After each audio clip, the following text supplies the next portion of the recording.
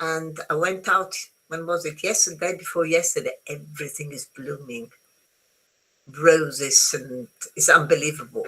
Really nice. I have a weeping willow, you know, weeping willow. Weeping, if you weep, you cry a lot. A willow is a tree. Un salice piangente. Salice piangente. So, yeah, exactly. Because weep is when weeping willow is when you cry a lot. And so, and I have roses, I have a gardenia, and everything seems. I found some bodies, unfortunately.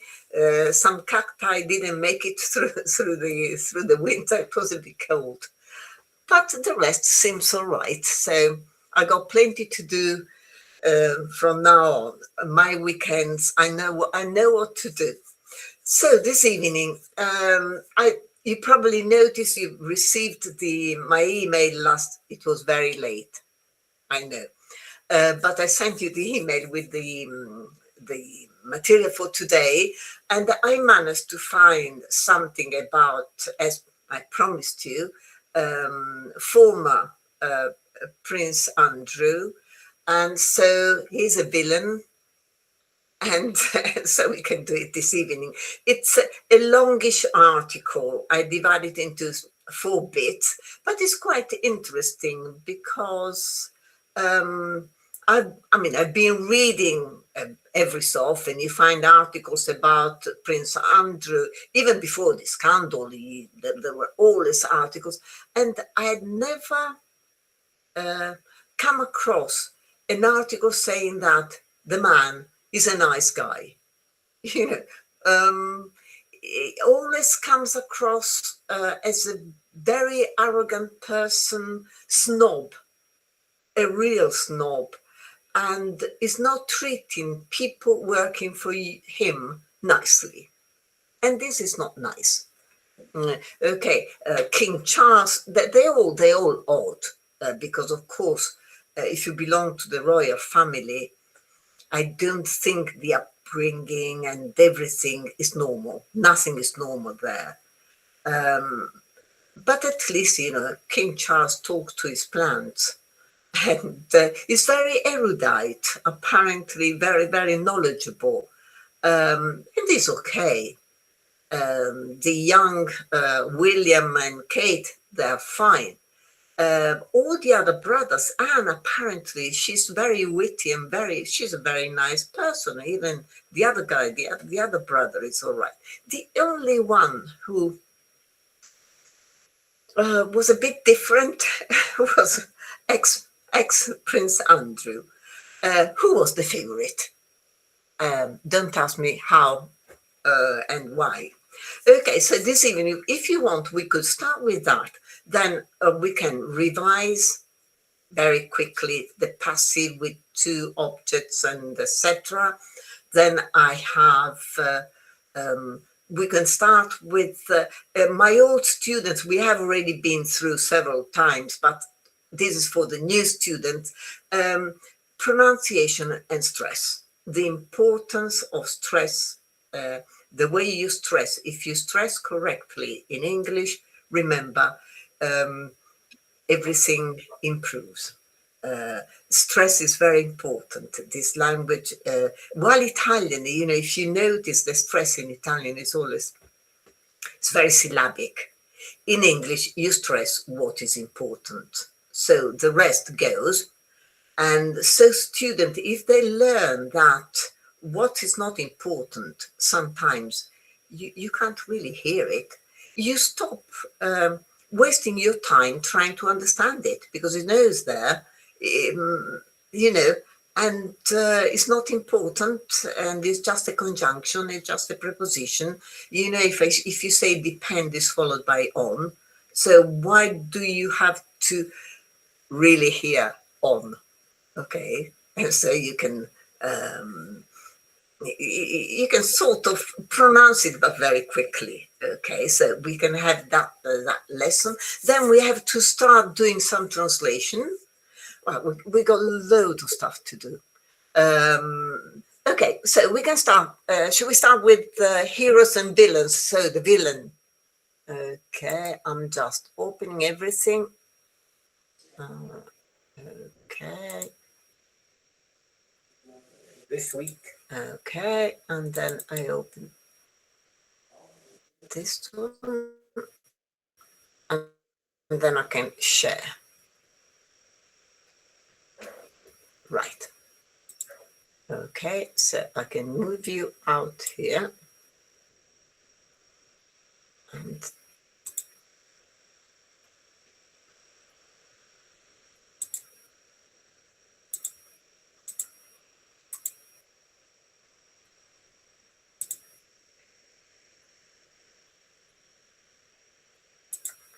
right.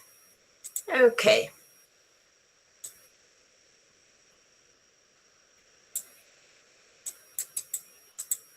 Is it big enough?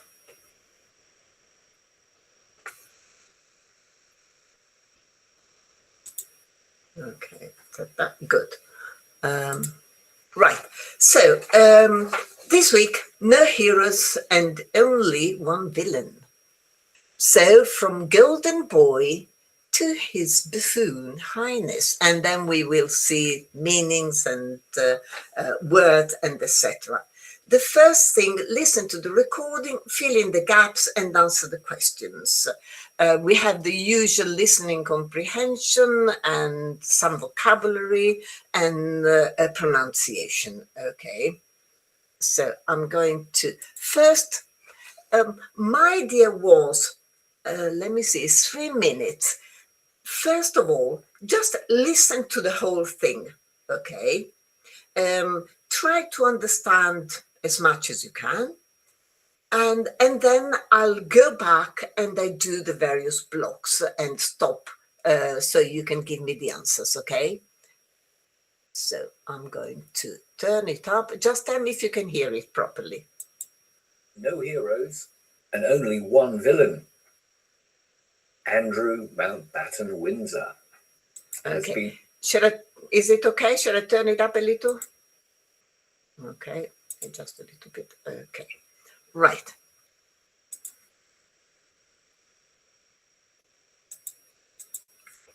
And only one villain. Andrew Mountbatten Windsor has been causing the royals grief almost since the day he was born, says Hilary Rose in the Times. When he was 5, grooms at the Royal Mews in Windsor got so sick of him tormenting the horses with a stick that they threw him into a dung heap. He loved practical jokes, sprinkling itching powder on his mother's bed, tinkering with the TV aerial on the Buckingham Palace roof so she couldn't watch the racing.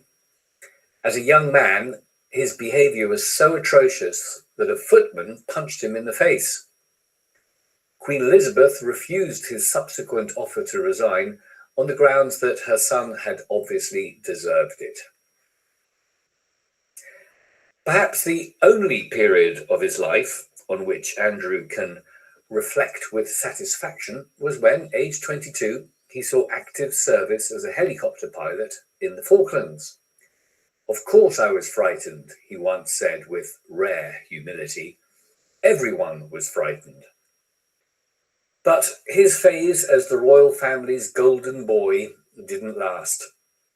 On an official tour of California in 1984, he sprayed the press photographers with a paint gun as a prank, ruining their expensive equipment and overshadowing the trip.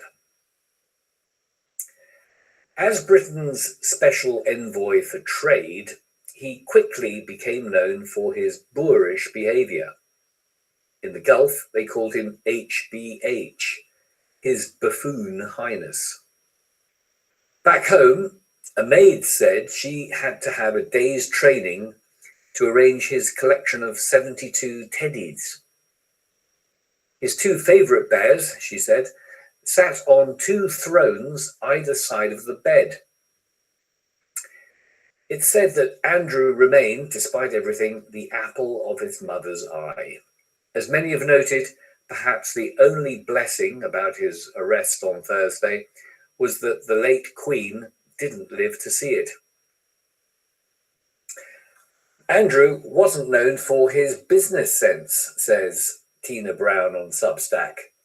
He once had lunch with Boris Johnson, who was then the London mayor, and he reportedly proposed reducing the number of traffic lights to decrease the frequency of red lights. Boris Johnson was allegedly left stunned and exhausted by the meeting and remarked afterwards, "I'm the last person to be a Republican, but if I ever have to spend another lunch like that, I soon will be." Okay, so not even Boris Johnson liked him. Okay, so we can go back up here. So I suppose it's easy to understand, and you can give me the answers now.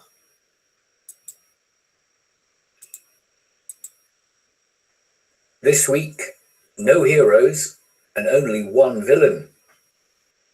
Andrew Mountbatten Windsor has been causing the royals grief. So, this is interesting. Called has been called, courting. Oh, shall I repeat it? Okay. So, what do you do with grief? Try to, even if you can't understand. So, you got the has been doing something. Definitely hasn't been coughing, but someone has got it. Yeah. Okay, I'm just repeating it. Only one villain. Andrew Mountbatten Windsor has been causing the royals grief almost. So, no, has been causing. You cause grief, okay? Because all the others,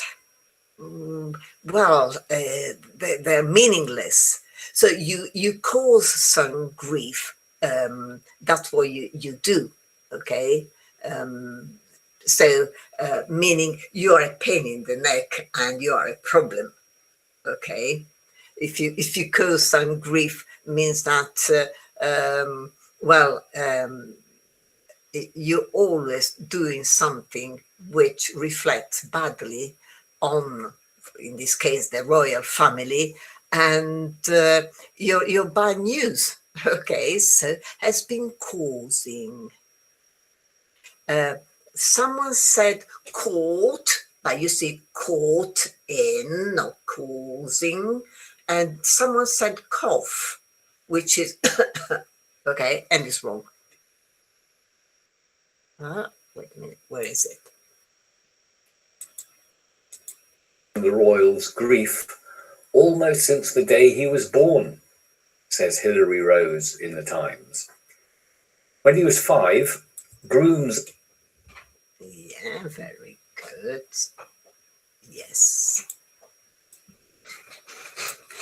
So it's when he was 5. You see, even if you can't really hear when properly, the important thing is he was 5 when this happened, okay? I'll tell you about the groom here, okay, Federica? So I'll get there very quickly. And even muse and all the other words.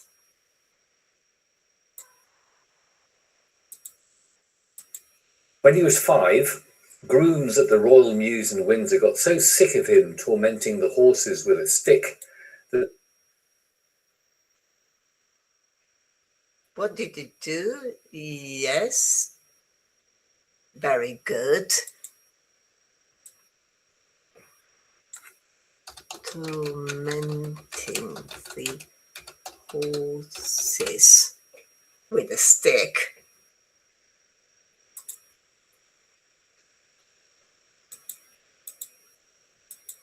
They got so sick of him tormenting the horses with a stick that they threw him into a dung heap. He loved practical jokes, sprinkling itching powder on his mother's bed.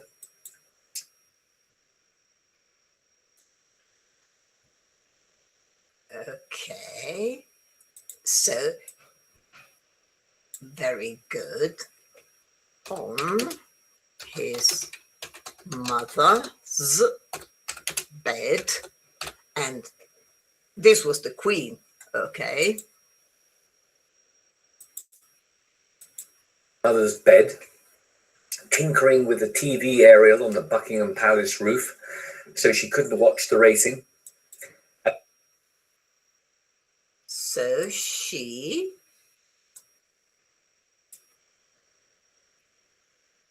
very good. Yes. So she couldn't watch the racing, or even race, if you understood race is the same. The racing, you know that the queen liked her horses, and so she watched television, she watched horse races, and etc. So she couldn't watch the racing. As a young man, his behavior was so atrocious that a footman punched him in the face. Very good. Yes.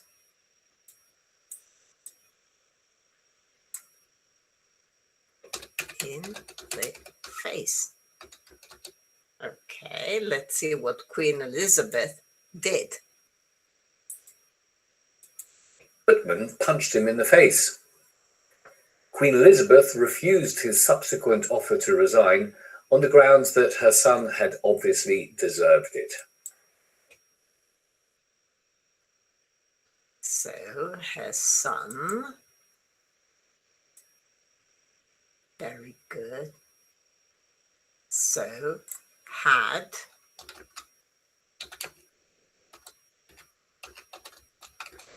obviously deserved it.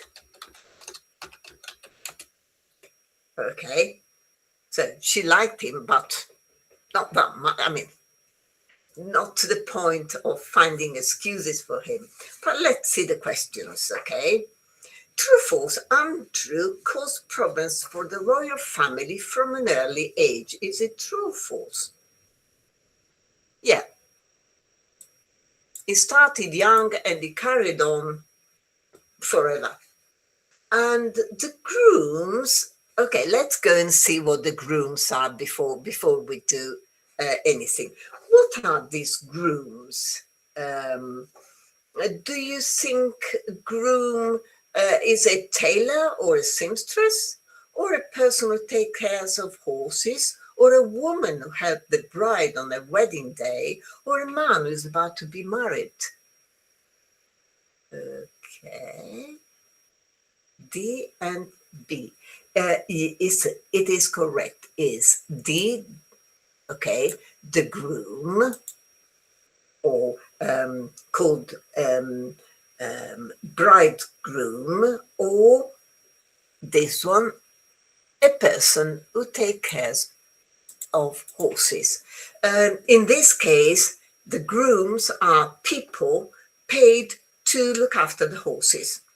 Okay, you know that, of course, we're talking about the royal family. They have horses, they have, name it, and they have it. Okay, and so the grooms, so the people looking after the horses in Windsor, were often unwell. Is it true or false?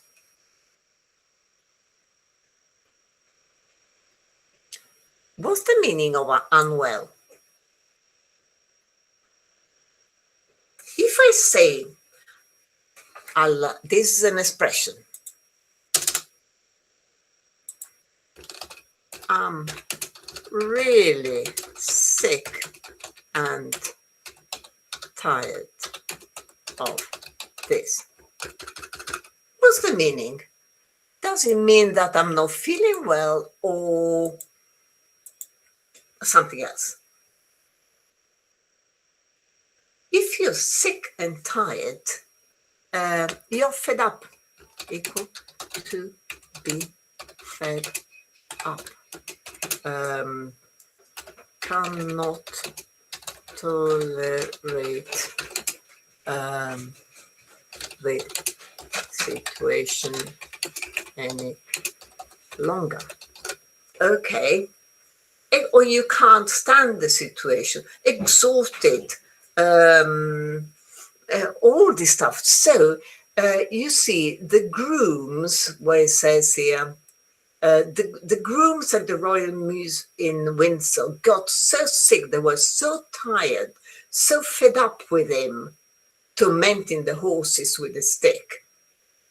So this is false because maybe we don't know whether they were often unwell. Unwell means to be ill, equal to be ill. Nothing to do with being fed up and etc. So this is false. Okay. So number 3, Andrew enjoyed playing mischievous tricks as a child. Is it true or false? Yeah.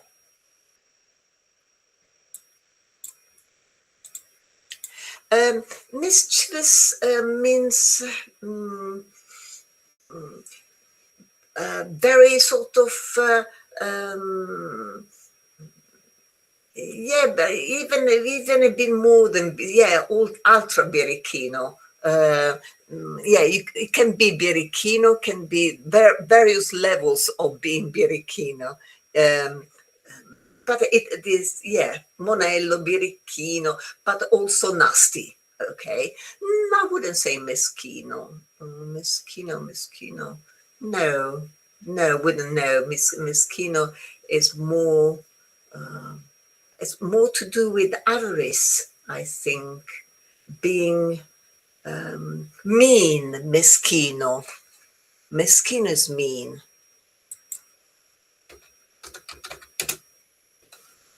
I suppose, yeah, annoying, very good.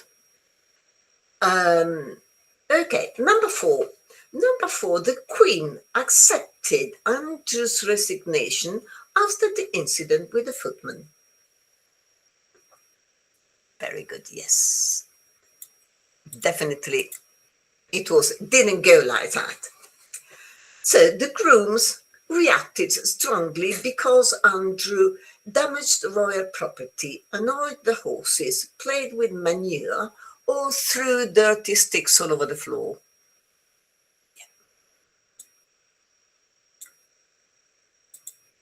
Do you know what manure is? It's this, dung. A dung heap is a heap, a sort of a little hill made of manure, letame. Okay, dung, cow dung. It's excrement from a cow. And so he annoyed the horses and he was thrown into some manure. Okay. The footman punched Andrew in self-defense because the Queen ordered it after a heated argument or because of his despicable behavior. Very good, yes. So remember that this despicable, it's really, really bad, okay? Nasty, bad, you can throw in everything in this word. It's definitely negative. Okay, deprecabile. Very good.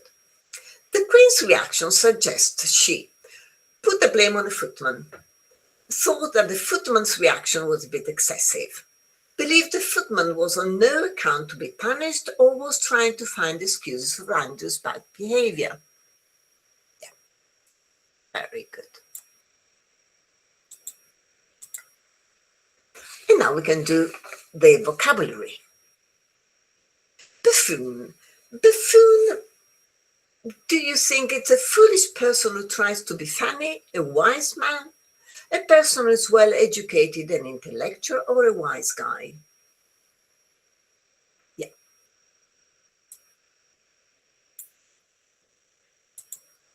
Okay. Do you know a wise man? Let's get it here.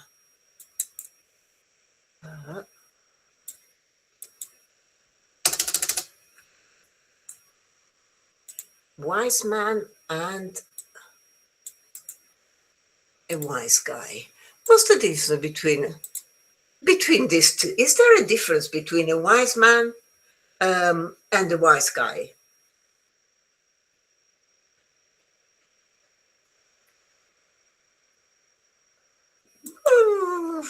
Yeah, also that. A wise man is a person who, a man very well educated, a man of learning, but not just sort of unusual learning, extra well educated. Okay, exactly, very good, yes. Also, number two, a wise man is one of the magi, one of the magi at Christmas. The three wise men are the magi, okay?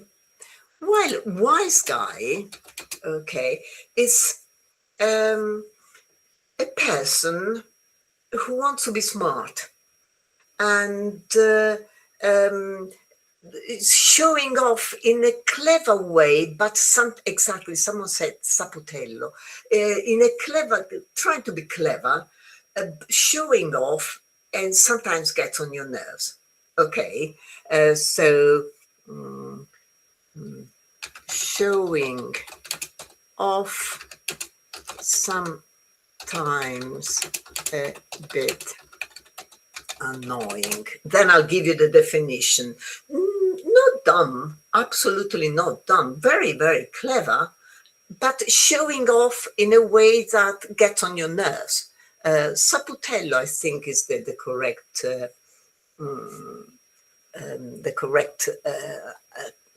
translation. Well, we have already seen the groom, so is the person who takes care of the horses, and also a man who is about to be married. And then we have this royal muse. Yes, supponente also.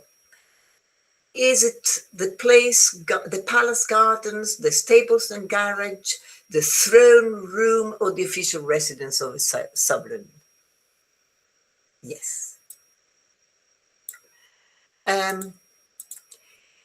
If you go to London, okay, and you might come across the Muse, okay, or some places around London. There are some near Portobello, for example. There are some near. There are these very small streets which are completely hidden. Very often one side is closed to the traffic. They're just for residents. A house there cost a bomb. They're priceless. And these places, if you look up London News, if you look at them, they are paradise. They are absolutely beautiful. It's like being outside in the country. Um, they got this lovely little houses on both sides. Usually it's maximum on 2 floors with a small garage. And there used to be the stables around the city of London. And of course, now they have been turned into residential areas, and they are absolutely magnificent. I had a friend, she was rich and she lived in Mews. And whenever I went to visit her, oh, it was paradise. Really, really fantastic. And then let's see the dung, a dung heap. Is it a pile of rubbish, a muddy pond, a pile of animal waste, or a puddle? Yeah, very good.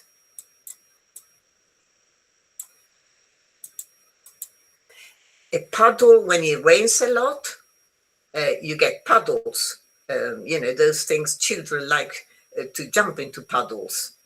A pile of rubbish is not, because you need the dung, and so is the animal waste. An itch. An itch is a feeling occurring as a result of an injury or disease, or an over-optimistic expectation that something will happen, or a tickling sensation of the skin causing a desire to scratch, very good, or a pain that is not sharp but continues for a long time. Yeah, it is. If something is itchy, you do feel like scratching. While I would call this one is just a pain. Um, you have a pain. Do you know the expression or how to define an over optimistic expectation that something will happen? There is an expression in English which I really do like. It's a wishful wishful thinking. Oops, what have I written? Yeah. A wishful thinking is a sort of, that it might not materialize. Well, delusional, careful, because it's a bit of it's a false friend. If you're a bit delusional, you're mad. So you hope, that something will happen, and you're very optimistic, and but deep inside that it's not possible, and well, it's a wishful thinking, something you would like to happen more than anything else. Remember that if you're delusional, you start having dreams, and you're mad. Is a false friend. We're going to do false friends in the lesson number 8, actually, in the lesson for the language. I have a very long list, and probably have delusional, or if we don't, I'll mention it. Okay, this is a pain. A pain that is not sharp but continues for a long time is more an ache. There is a difference between pains and aches. Okay, for example, you wake up one morning and it's raining, and maybe you're not that young, and you say, "Oh, I've got aches and pains all over." Okay, means that your body is aching and is painful. This is an expression. Aches in English I think when I teach it to my students, you know, in Italian you have mal di testa, mal di schiena, mal di denti. You see, this mal di is kind of one word. When it's like that, becomes an ache. So headache, backache, toothache. But you wouldn't say o mal di gomito, mal di ginocchio, because it doesn't sound too correct. You would say mi fa male un gomito o mi fa male un ginocchio. So whenever you can't go mal di, they become pains.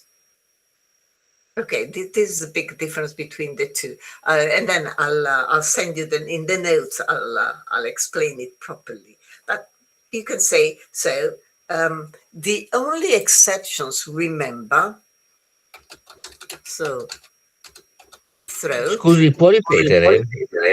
Yeah, and Può ripetere ic and ache. Hi. Okay, e? ache. In Italian, you know that you have mal di testa, mal di schiena, E. mal di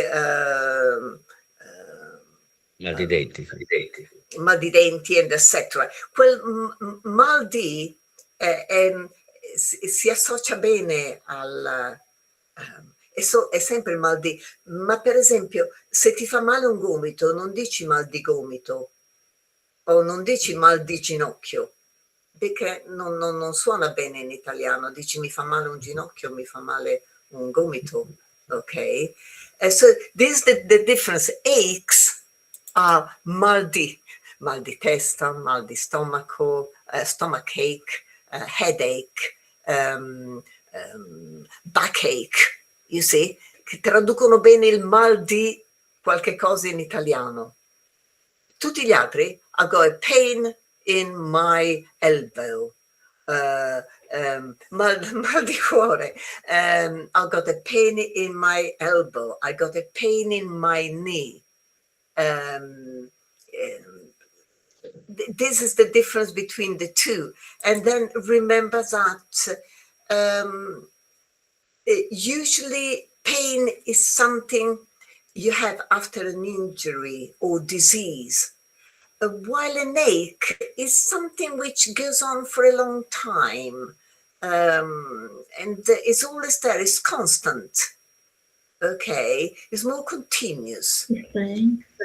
Okay, with the exception of, in Italian you can have mal di gola and mal di occhio, but in English is sore throat and sore eye.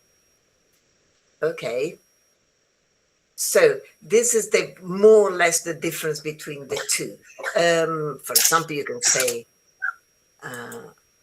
I have a pain in my knee,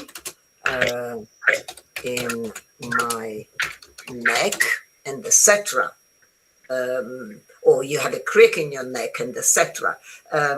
You don't have a neck ache. Okay, a pain in the neck is something different. What's the pain in the neck?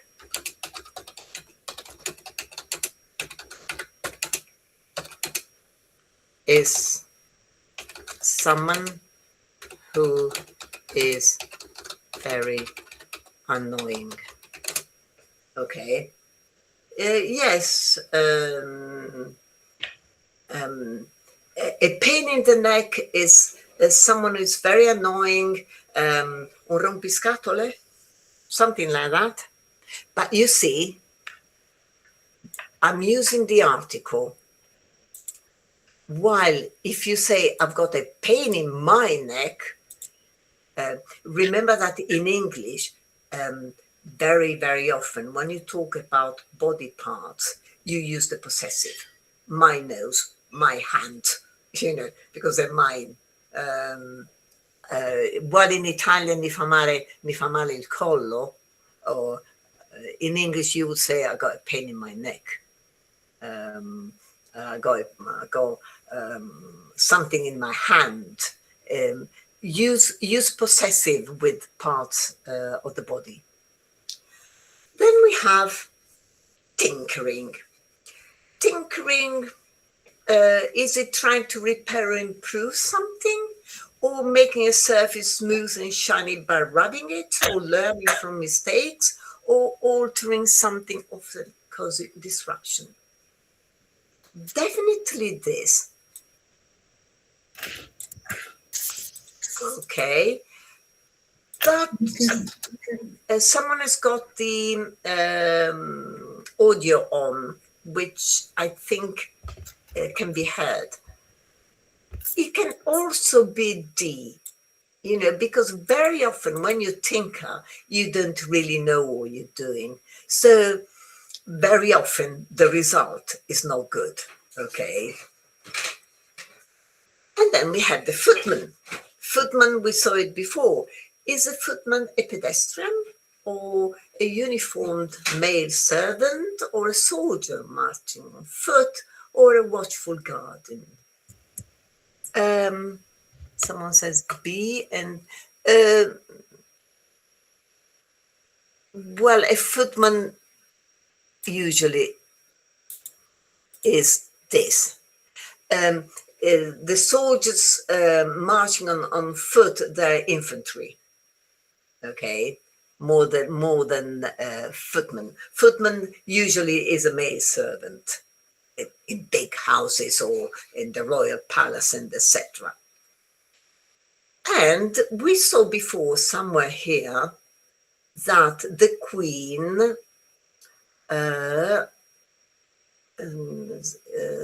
on the grounds that her son had obviously deserved it.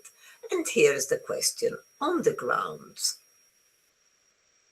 means in the garden, for the reason that, because, based on a particular reason. Yeah, so definitely B, definitely D, and why not C? Because they all have the same meaning. The only wrong one is in the garden. Okay. Because it is on the ground of some, you can have a walk on the ground and is outside, maybe in the garden or on the estate, but is on the ground of something, has got these three meanings. And now we got the pronunciation. This word is stressed on, sorry, it was late. Okay. This word is stressed on the first syllable, not the second. Very good. It is false. Yeah, because it's buffoon. So this basically, the stress is on this bit, on the foon. Okay, so it's remember that it's not stressed on the first syllable. So this U is a schwa. Do you remember me telling you about when you don't put the stress on a vowel? The vowel 99% of the times becomes schwa. So this buffoon, okay, with a schwa. And then we have our friend's name. The name is pronounced Andrew. Is it correct or false? Of course it's true.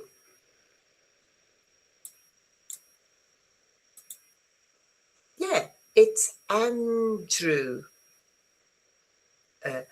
Very often, remember, one thing the Italian does to some English words is insert a sound like E everywhere. Okay, don't. Andrew, it's oo. Okay, like this. Andrew. Okay, it's not Andrew. Drew is apart from the fact that is very difficult to pronounce. If you try to say drew, it's very difficult. So it's true. And then we have the muse. The muse rhymes with news.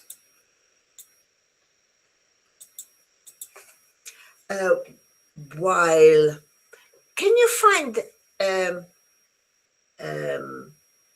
some homophones in B, C, and D?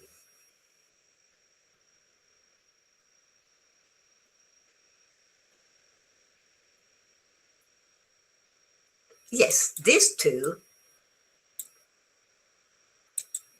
are, wait a minute, no, otherwise seems, I'll go a different color. Okay. Moose and moose, they're pronounced exactly the same, but of course, moose with chocolate is very nice, while moose is an animal with big horns. I think you find them in California, alce. Okay, so these two are pronounced exactly the same. This one is a mouse, and this one is news, which rhymes with muse. And through these two, are they homophones? Yeah. They are. Through and through. Again, remember, I've heard it so many times. Through, blue,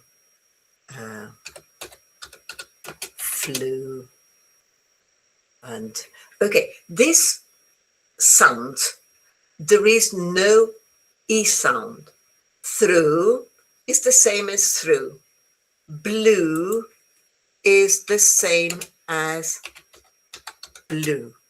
Flew is pronounced exactly the same as flew. Okay, so remember that through, which is difficult, blue and equally difficult, and flew do not exist. So it's through, blew, and flew. Exactly the same as flew when you through and through.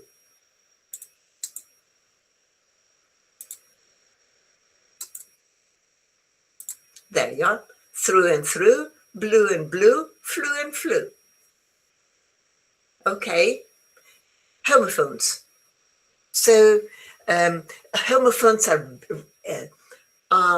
extremely good for students because 99.9% of the times you see this word flew and you say, oh, well, this is pronounced. If you know that these two sound exactly the same, you can relax and say, oh, flew. And I threw a blue balloon through the window. Why not? You understand me, and you can visualize the word. They're spelled differently, but the pronunciation is the same. Okay. And now we have number 2. Number 2, listen to the recording. I'll stop for you so you tell me the word. Is everything clear up to now? Have you got any questions? I'll send you all the notes with the homophones, with the difference between the aches and the pains, and etc. Okay. So I'll go and get my husband back. Right. Had obviously deserved it. Perhaps the only period of his life on which Andrew can reflect with satisfaction was when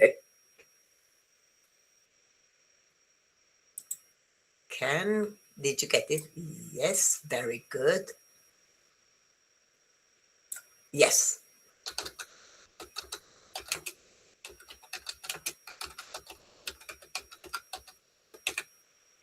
reflect with satisfaction.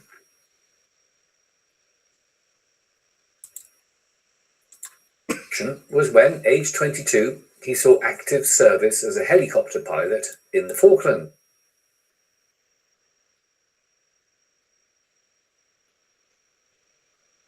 Okay. So you forgot the article, but it's all right. Okay.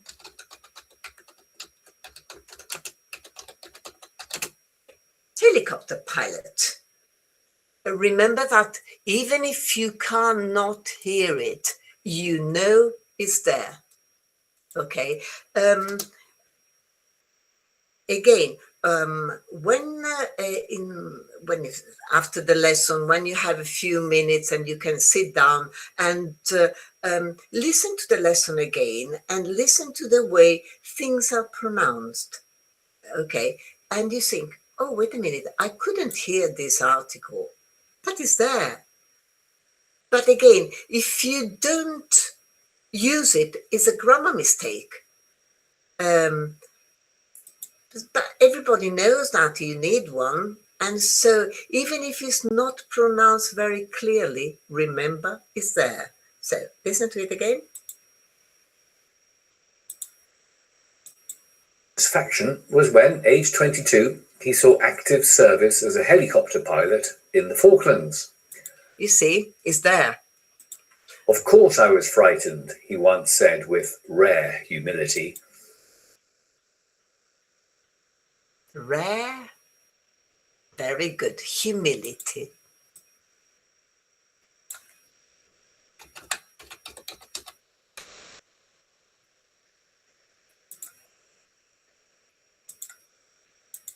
Once said with rare humility. Everyone was frightened. But his phase as the royal family's golden boy didn't last. Yeah.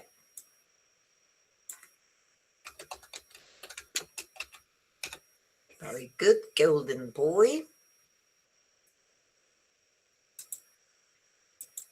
Golden boy didn't last.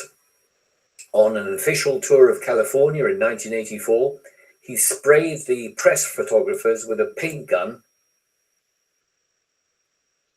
Very good. Oops. Let's go back so you tell me the date. His phase as the royal family's golden boy didn't last. On an official tour of California in 1984, he sprayed the press photographers with a paint.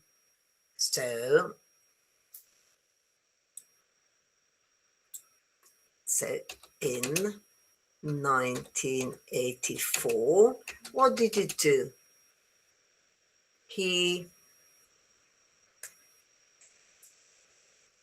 Very good. No crashes, but he sprayed the press photographers. So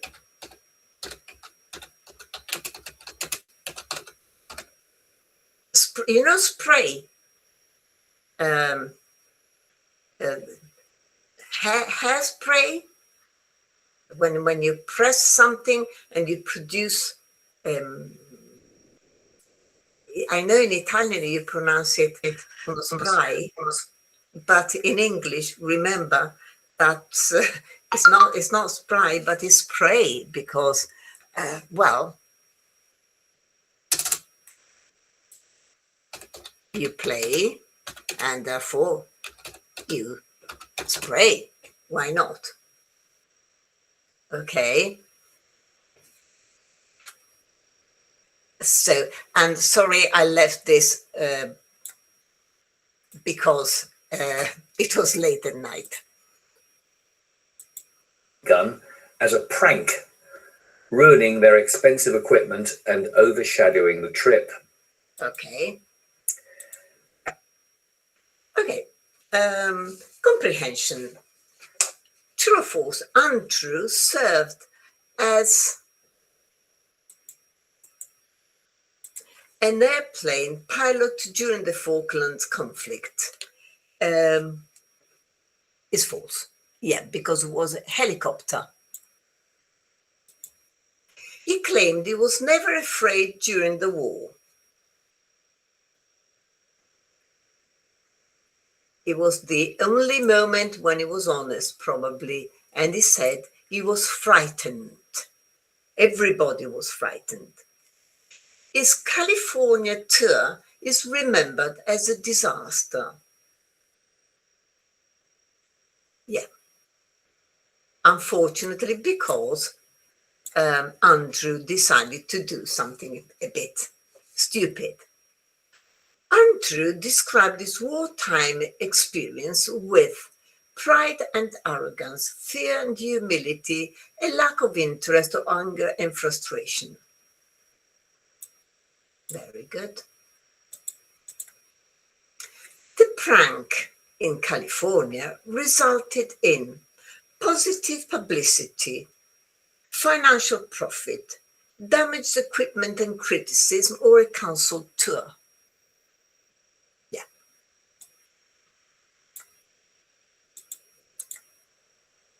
And now we can. Falklands. Falkland refers to a royal palace, a British overseas territory, a seat in England, or a military rank. Very good. Everybody knows about this. Maggie Thatcher sent warships, and of course, in those days it was still Prince Andrew was a helicopter pilot, and they went to war. Rare. Rare means undercooked, uncommon, valuable, or strange. Okay. Rare. Yes, definitely this too. Valuable, well, again, something rare can be valuable. I would say, yeah, let's put half, because something rare can be of no value at all. This is a bit ambiguous, but if something is rare, a rare gift could be very valuable gift. So I would consider it as correct. And then we have, okay, prank. A prank, is it a crime, an earnest effort, a practical joke, or a trick? CCC, yeah. Also a trick. If I play a trick on you, could be a prank, could be a practical joke. They're sort of when someone wants to either make fun or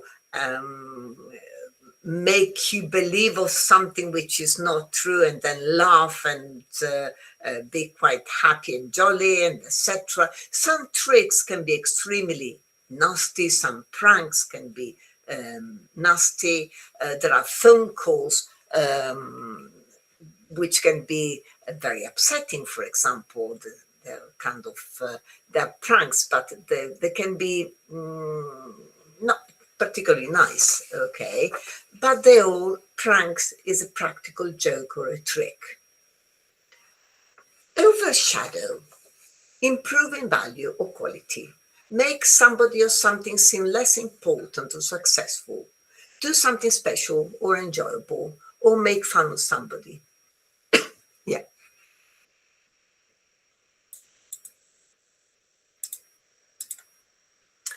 And now we have a little bit of pronunciation. This word, can you find the silent letters or letter?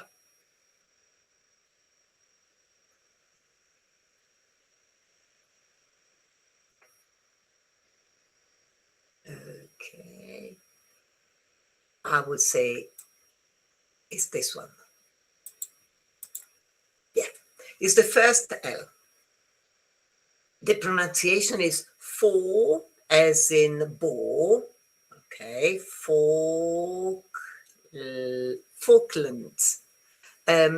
This one is pronounced as a schwa because the stress goes on this bit. Okay, so is Falklands, not land. Okay, the rest is all pronounced.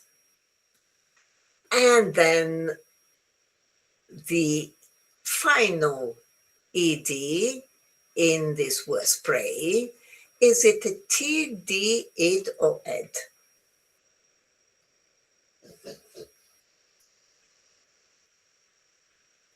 Why? Oh, I had a mixture. It's this one, sprayed.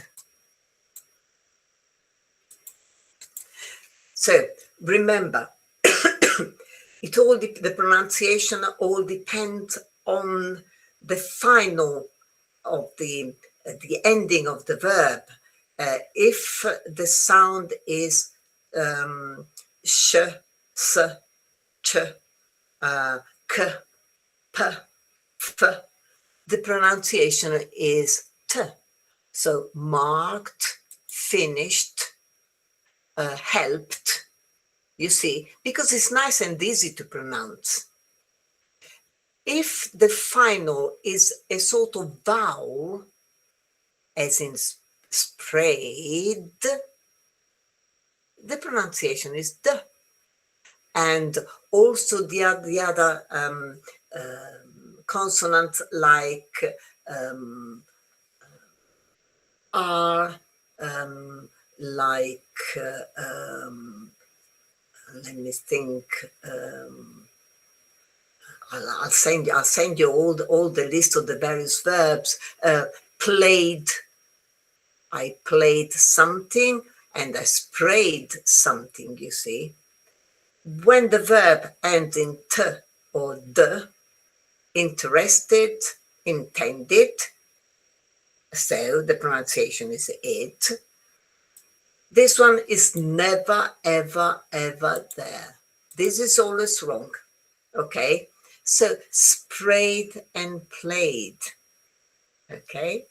But finished, helped, fluffed, okay, with a nice T. Intended,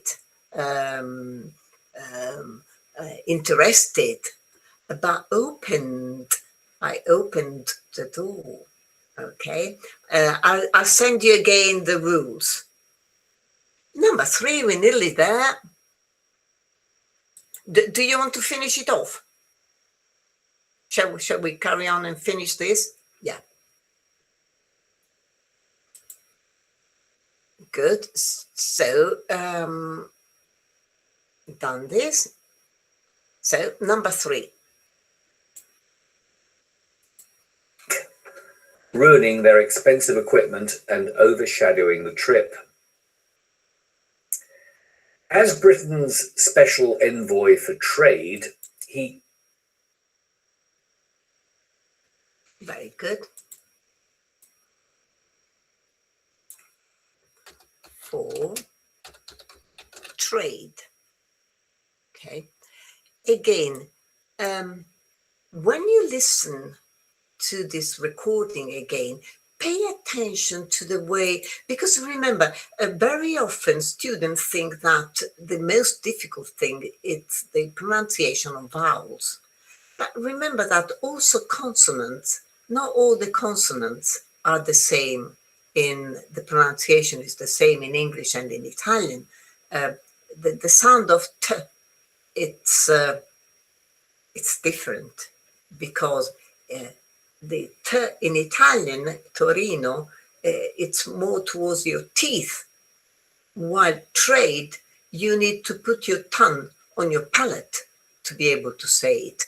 Okay, so trade and turin. Okay.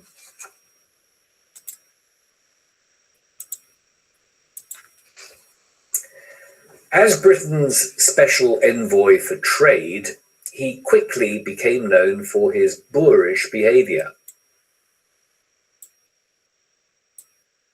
Very good. behavior. And then we will see the boorish. He quickly became known for his boorish behavior.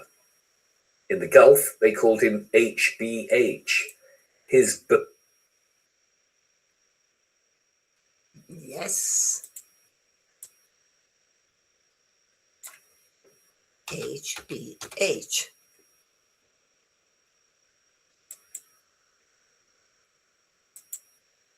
Because it's this. H, B, and H.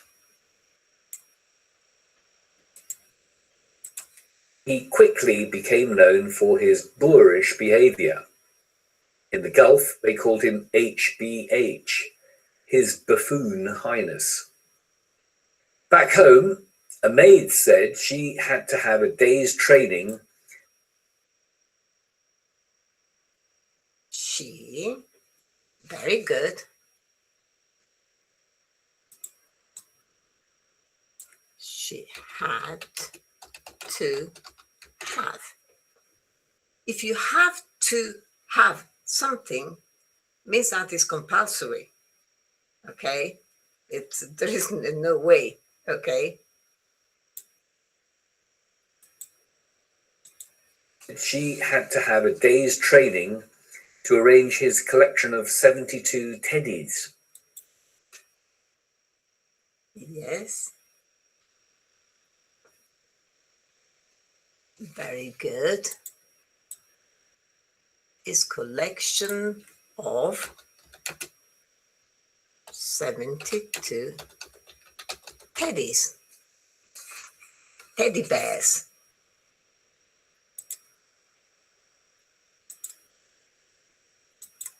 His collection of 72 teddies.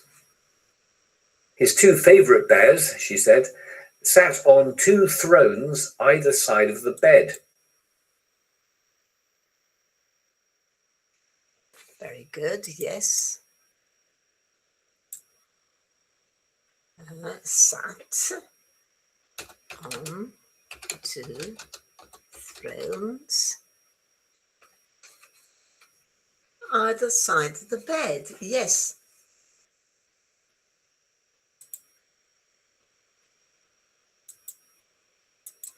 She said, sat on two thrones either side of the bed.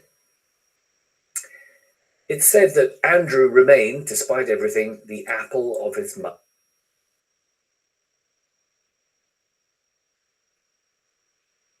Very good.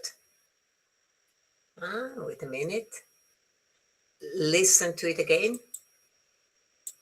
Side of the bed.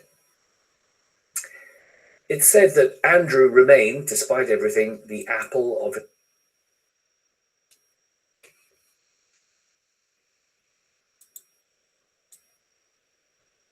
It despite everything.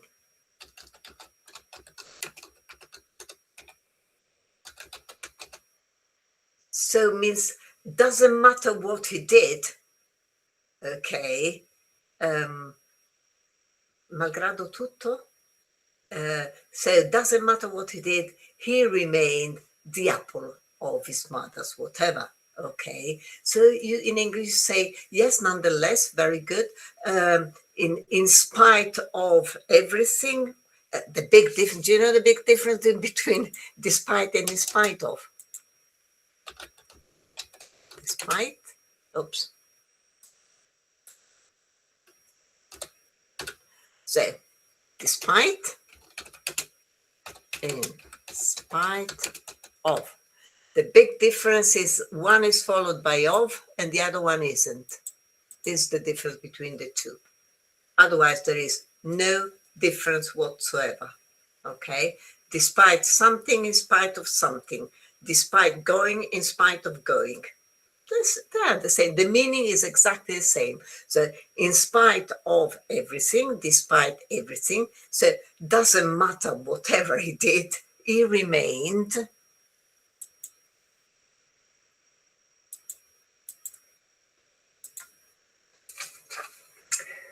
It's said that Andrew remained, despite everything, the apple of his mother's eye. Yes. I. Can you give me the homophone for I?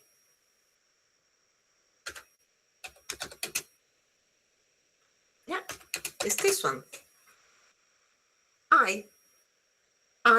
I have a blue eye and a red eye. Okay. Hi, no, because you got the H. Hi. You see? Hi and I. Right? Let's go. It's said that Andrew remained, despite everything, the apple of his mother's eye. As many have noted, perhaps the only blessing about his arrest on Thursday was that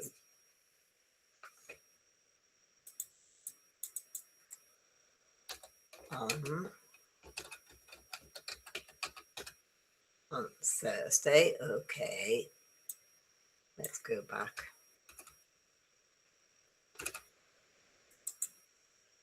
Okay, I'll manage. Promise you. Okay, on Thursday. Okay. the only blessing about his arrest on Thursday was that the late Queen didn't live to see it.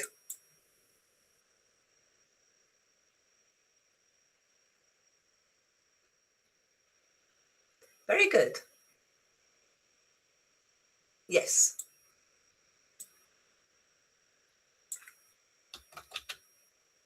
Didn't live to see it. Means she's dead. Okay, that's the only blessing. And no leave, Viviana. Sorry, I can't see. Sorry. It's all right. I can't see my screen. Okay. Leave. Remember, I'm going away. Live is the opposite of dead. And the Queen was dead, so didn't live, didn't stay alive to see it. Questions. Andrew was widely praised for his diplomatic manners abroad. Is it true or false? It's false, unfortunately. He required special training to arrange his teddy bears. Yeah. It was fortunate that the late Queen didn't live to see Andrew's fall from grace. Is it true or false? It is true.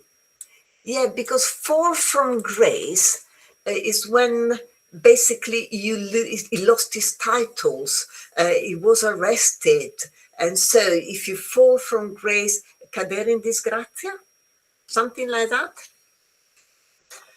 The nickname HBH implies respect, affection, mockery, or fear.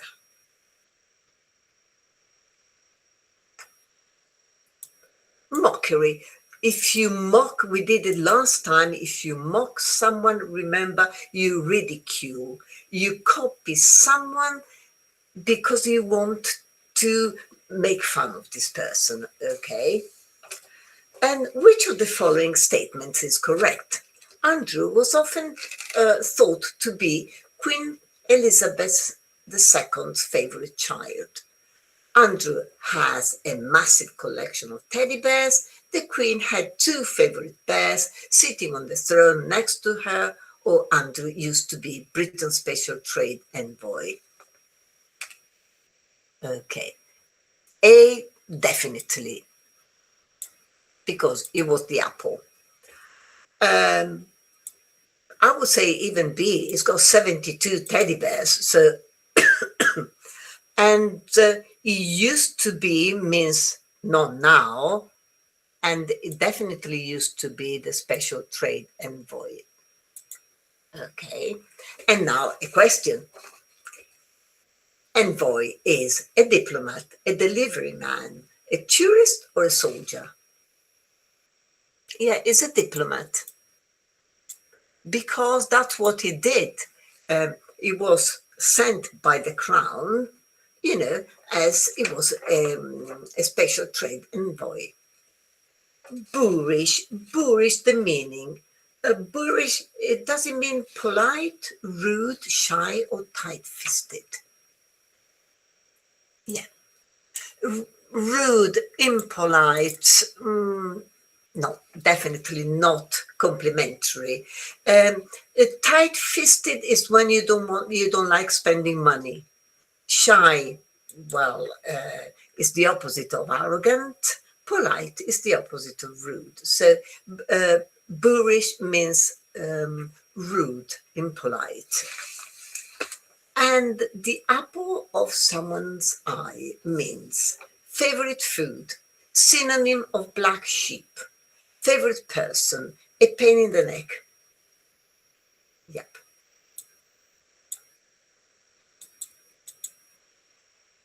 And blessing. A blessing was here. As many have noted, perhaps the only blessing about his arrest, okay? So let's see what a blessing is. An unexpected or astonishing event, a severe punishment, a wrong judgment, or a beneficial thing. Yeah, definitely.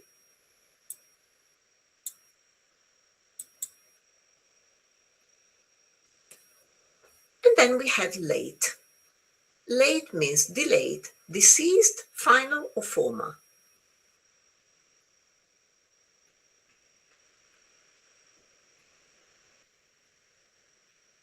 Okay, definitely I'm late for a very important date means, I've been delayed.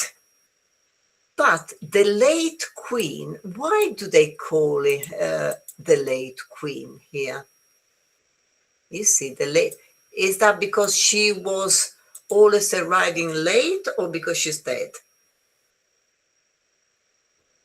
Because she's dead. If you put late before the name or the title of someone, the late king, the late queen, the late president, means the man or the woman are deceased. Okay, so deceased. And now we have this, I'm not repeating it for you. This pronunciation, does it sound like, for example, book, food, this one, or wood? Former, no, late either means I'm late, or, wait, I'll go back here. A former is X. If the former president can be alive, he's just ended, okay, for example, Barack Obama was the former president of the United States, or the other guy, Sleepy Joe, Biden, okay, was former president, but they're still alive. They are the ex-president. While late means dead. So let's go back to this one. Is it boorish? Is it short or long? Book or food? It's book. It's shortish. Okay. And even wood. So it's boorish. It's not boorish, it's boorish. Okay, so short. This one is food, long, and this one is blood. Completely different. We can make it through. Okay, Let's go, and I'll stop. But the late Queen didn't live to see it. Andrew wasn't known for his business sense.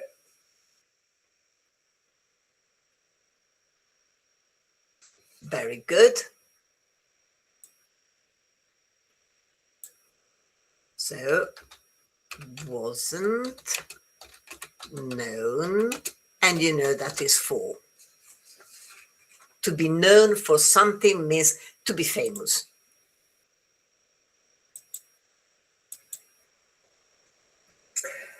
Andrew wasn't known for his business sense, says Tina Brown on Substack. He once had lunch with Boris Johnson, who was... Yeah, our friend Boris. So, Boris Johnson.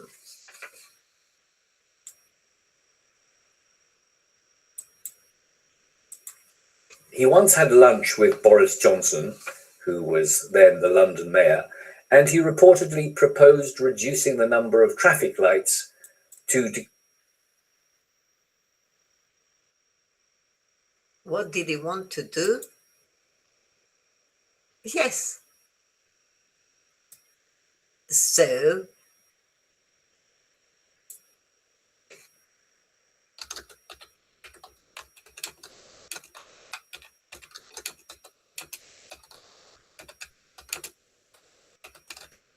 reducing the number of traffic lights, probably because he wanted to go to go quickly home. I've no idea what he wanted to do. And he reportedly proposed reducing the number of traffic lights to decrease the frequency of red lights. Boris Johnson was allegedly left stunned and exhausted by the meeting. Very good.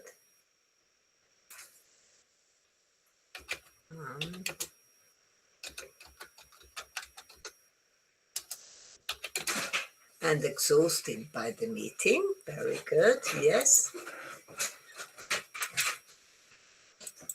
Stunned and exhausted. I'll ask you here. It's here.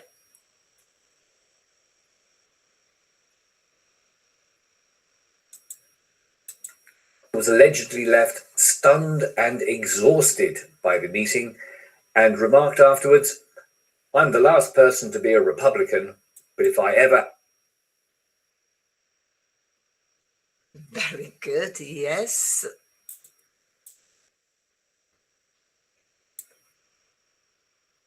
To be, remember you need this.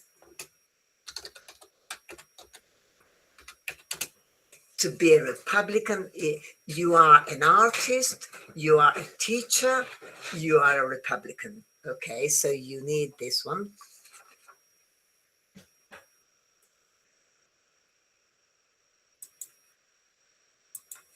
Person to be a Republican, but if I ever have to spend another lunch like that, I soon will be.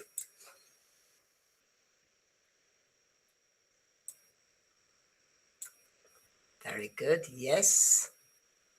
I soon will be. Even Boris was exhausted. So let's go. Someone asked me this. Okay. Allege. The meaning. Is the meaning prove with evidence, deny, refuse to admit, confirm officially, or claim without proof? Remember that is all. You do not, if something allegedly means you don't have any proof, this is what you say it is, but there is no evidence. Okay? So it is C. So you see, apparent, it's more or less you can say was apparently There is no proof. Left stunned and exhausted. This what people say was, is not that Boris Johnson came out and said, I'm stunned and exhausted. This is what people think happened. Okay. So let's go quickly. Andrew was regarded as highly competent in business matter. Yes, definitely false. He suggested increasing the number of traffic lights in London. Is it true or false? It is false. He wanted fewer. Boris Johnson was reportedly impressed by Andrew's ideas. Very good, yes. All false. And Andrew's traffic light proposal was seen as innovative, practical, helpful, or unrealistic. Yes, it was a bad idea, so unrealistic. After the meeting with Andrew, Boris Johnson, I don't know why I put this, was completely overwhelmed, was highly impressed, felt amused and impressed, or became a Republican. Yeah. Overwhelmed means stunned and exhausted. And the vocabulary, this word, very often, we will see that. Let's go and see the pronunciation. Okay, let's see the meaning and the pronunciation. The meaning is a judge, a local city leader, an MP, or a governor. Il sindaco, yeah, is not a judge, is not a member of parliament, is not a governor. So is a local city leader, un sindaco. Let's go and have a look at the pronunciation. Do you pronounce it M as in moon and as in air, so mayor, or mayo? Mayo? Are you sure? It is a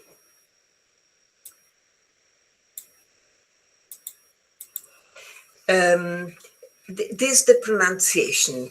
It's mayor. Okay, remember French. This one is the pronunciation of mayonnaise. Mayo. You know mayonnaise, the abbreviation? Okay, so mayor as M, and you don't pronounce the H, you go air, mayor. Okay, and then let's go back up. We've done this one. Stunned. What's the meaning of stunned? Is it bored, pleased, or shocked? Yes, it is C. And we've done this. And the last one, gosh, 29, I don't know how we managed. The H in this word is silent. Is it true or false? It is true. It's exhausted. Again, you can't say exhausted, so you go exhausted. It's silent. Okay, I'm going to send you this. And, okay, I was thinking, if you want, seeing that you won't have anything to do, you can repeat this and listen to it again. I'll send you some exercise to do with the self-correction. Okay. Oh yes. Luisa Petrossi, write to me. I'll give you the address. Juliana.dorothy@fastwebnet.it. If you write to me creativefastwebnet.it. Okay. If you write to me, all new students, write to me, and I'll send you Sure. all the material, all the stuff we've done and we're going to do, and etc. The past, the present, and the future. Okay. Oh, thank you, Christina. It's always nice, always cheers me up having some compliments every so often. So I'll send you something to do, and I hope you enjoyed the lesson. I'll see you Thank Thursday. you, Juliana. Thank you very much. It's nice. Bye, Tanista. Bye, Nicoletta. Bye, Luisa. Bye, everybody. Good night. Bye, Viviana.